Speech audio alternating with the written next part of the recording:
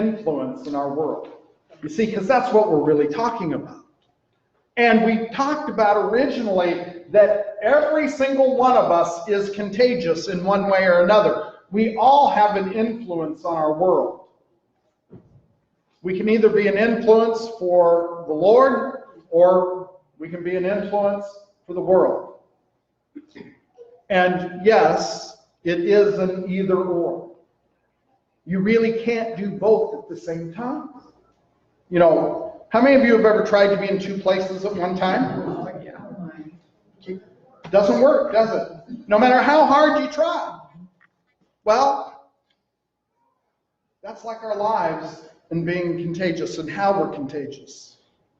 We can either be contagious with good news, or we can be contagious with news that isn't so good.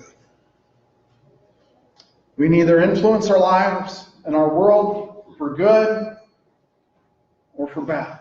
And so we talked about how this starts out with the idea of who God is and what He wants. And we read those three stories in Luke 15 about the things that were lost, the lost coin and the lost sheep and the lost son, and how important those things were that the owners, or God, what God was willing to do to seek us out.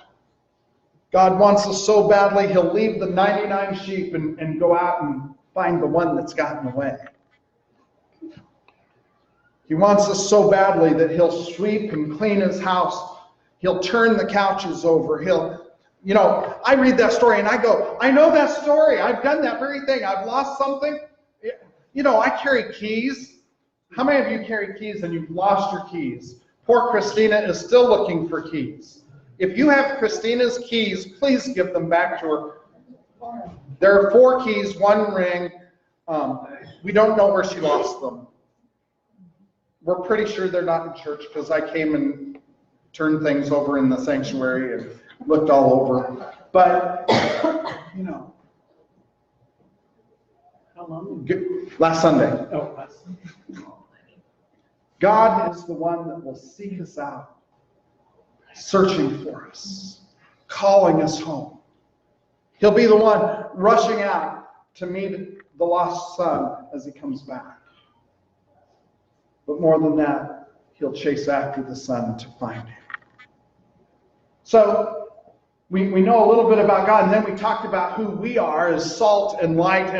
And last 2 weeks ago, we talked about how important it was, if we're really going to be salt. If you're going to be salt, you've got to be where?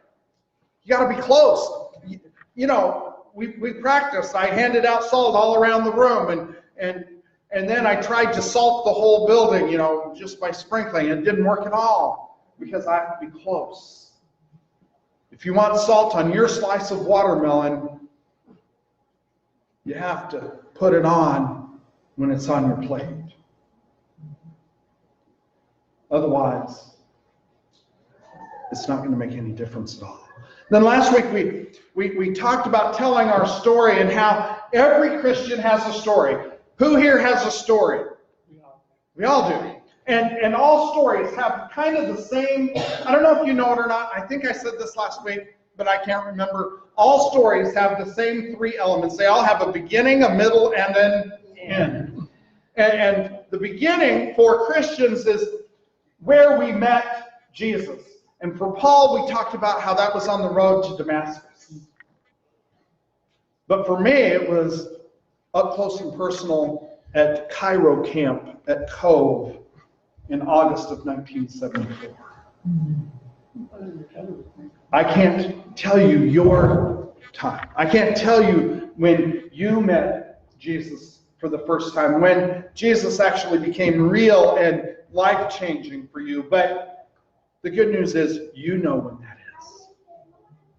And if you don't know when it is, give some time thinking about it, because it's really important, because we're going to find out today why that's important, just so you know. But it's before Jesus, before Christ. And then the middle is about how we live our life because of Jesus. It's how we're obedient. It's how we are disciples. It's how we live out His calling in our lives. And then the end is, you know, I jokingly say, well, the end is the end. And that's when we get to celebrate the life we have in the arms of Jesus. It's when he says to us, well done, good and faithful servant. And we look towards that. But that's not really all that important to us today. So today I want to talk about, because Dell asked a really important question, and I answered him really honestly last week when I said, well, it's your story, you have to tell it. I can't tell Nancy Brink's story. Well, I could, but it would be wrong. I would leave out a few things that might be important. I can't tell anybody on this side. I can't tell Anita's story either. Although she has grandchildren, so I could put in some of the pieces. But what are we going to tell people when we're telling our story? Why are we telling them the story? And that's where the bridge comes in. And I'm going to tell you that the bridge is an old image in the church. It's older than some of the people in this very room. In fact, it might be older than, well, it might even be older than Jill or John.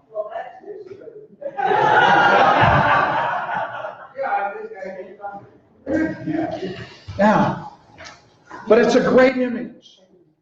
When we're telling our story, one of the things I want you to remember is the bridge, because we're not just doing it. We're not just sharing. We're not just being contagious just for the heck of it. There's a purpose in why we're being contagious. And the purpose is to grow the kingdom of God. The purpose is to bring people into the loving grace and wonderful peace of Jesus. You see, because people who know Jesus have things that people who don't know Jesus don't.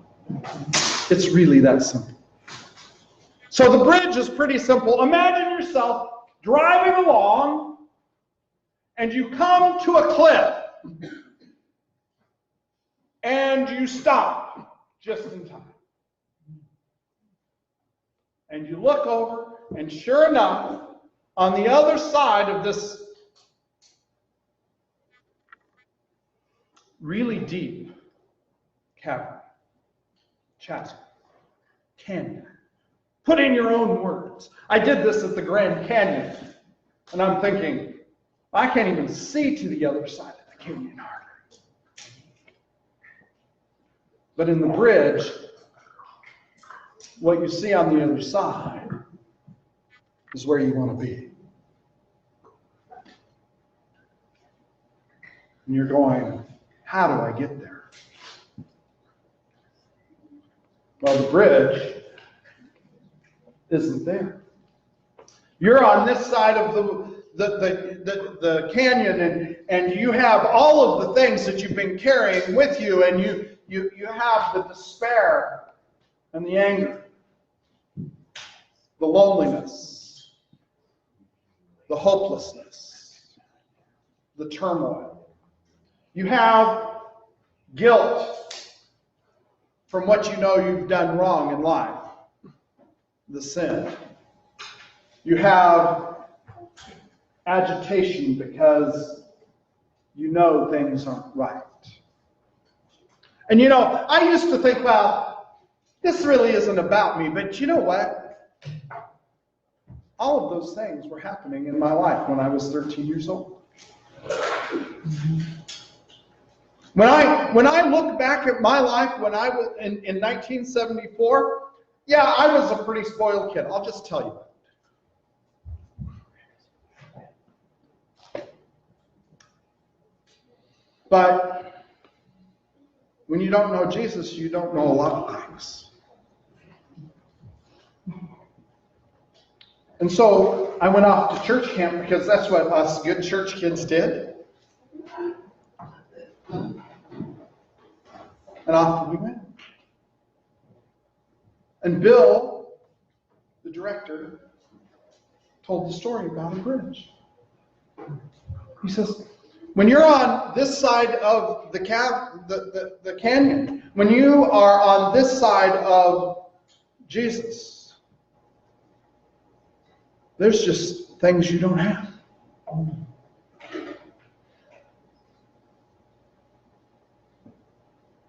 And he says, the problem is, you can see the other side. I could see my grandfather. Do you know, in all of my life with my grandfather, I never saw him really agitated, except one time.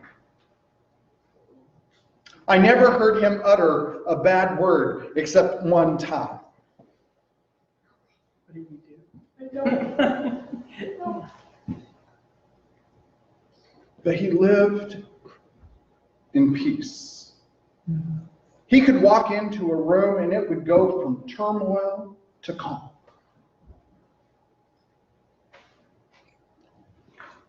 It was who he was. And people watched him and they went, wow, I want to be like that. And he says, you can't be. He says, unless you know Jesus. He says, I'm this way because of what Jesus has done in my life. And I know some of you want to know the story about the one bad word that he said, and I'll tell it in fellowship time if you want to hear it, but because it's hilarious. But I've been told to keep this short today. When you can see the good on the other side, you go, how do I get there? And you see, in our text today, that's what Nicodemus was doing with Jesus. Nicodemus was a Pharisee. He knew all the answers. He knew all the rules. He could keep the law. He had kept the law. He was probably a great guy, but he comes to Jesus and says, what do I have to do? And Jesus says, oh, it's easy. You have to be born again. He says, come on, Jesus. What do you take me for? You can't go back into your mother's womb and be born again.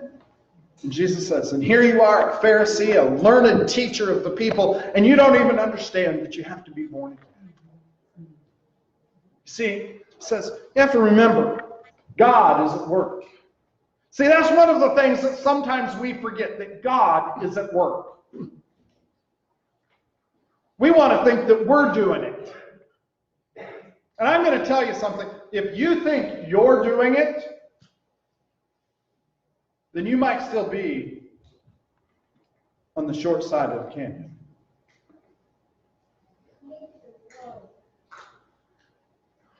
Because when we let God do things, things change. When we let God be in control of our finances, we get blessed. When we let God be in control of what we have conversations about with our friends and neighbors, they get blessed. And so, Jesus comes and he says to Nicodemus, you have to be born again. And this begins with this one thought. You see, God so loved the world, he sent his only son that you can have life. All you have to do. See, this is really important. Say all. All. Say it louder. All. You have to do, Jesus says, is believe.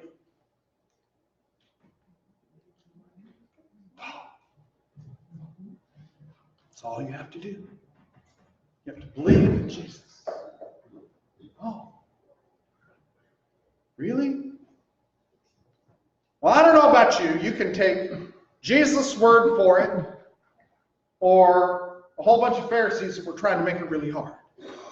You can take Jesus' word for it, or even Paul and Peter, who occasionally tried to sneak other things in that you had to do. You can either be like Jesus, or you can be like some of the churches that I've been a part of that says, well, you have to do this, and this, and this, and then we vote on you. You know, there are churches that vote on you as you come in for membership. I wouldn't have probably gotten into any of them. But all you have to do, Jesus says, is believe.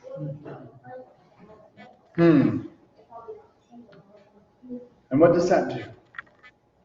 Well, you have to believe that Jesus died for you. You have to believe that Jesus died so your despair could be changed into hope, and your anger could be moved into peace, and your hatred could be moved into love. Your guilt could be forgiven. Because that's the good news. When we take Jesus into our lives, it moves us and allows us to cross the canyon. Because that cross comes down and fills and builds the bridge.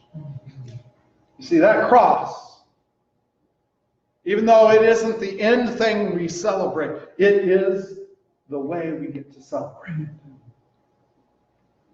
See, it is what makes us different than any other religion in the world. One man dies on the cross so we all can have life. That's why the bridge is important.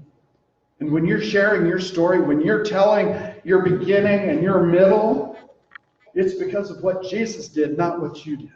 It's because of what Jesus did, not your parents, not your wife, not your cousin. It's what Jesus did. And in that story, when you're sharing that good news with your friend, your neighbor, your loved one, whoever you're telling your story to, most of the sentences should never start with I. Only the first one. I was lost. I was lonely. I was in despair. I was angry. I was hopeless. But then Jesus came in. And now I'm filled with joy. Because of what Jesus did. That's what people want to know. That's who they need to know. And it's our job as contagious Christians to be introducing people to the one who stands as the bridge for all of us. Amen. Our hymn of invitation is Love Divine, All Loves Excelling. If you've noticed, this music has been about God's love.